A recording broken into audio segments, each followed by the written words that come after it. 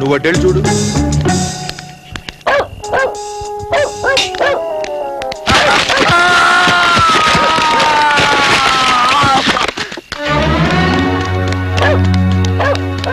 బాబోయ్, నేను దొంగలు కాదు, నన్ను కొట్టకండి.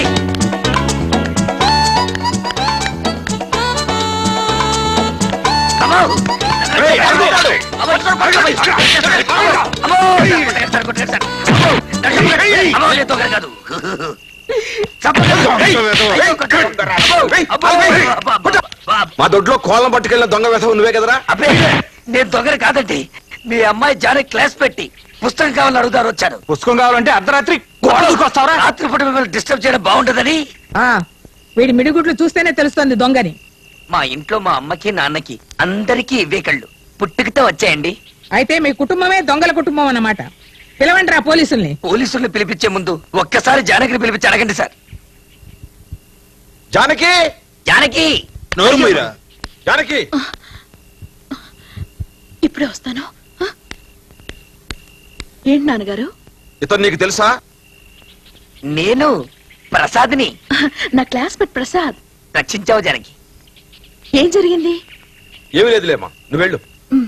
వస్తాను ప్రసాద్. సరే జానకి. తమరు దయచేయండి. సరే సార్.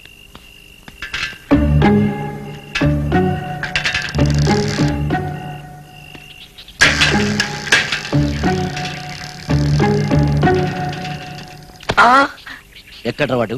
ఎవరు? నీతో వచ్చాడేవాడు. నాతో ఎవరు రాలేదే. నీతో వచ్చిన కృష్ణమోహన్ ఎక్కడ్రా? ఎవరైనా చూసే లోపల ఇక్కడ నుంచి త్వరగా వెళ్ళండి please.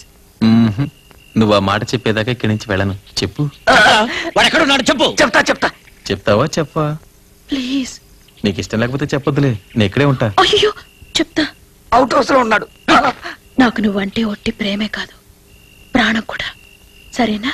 Thank you Janaki, thank you very much.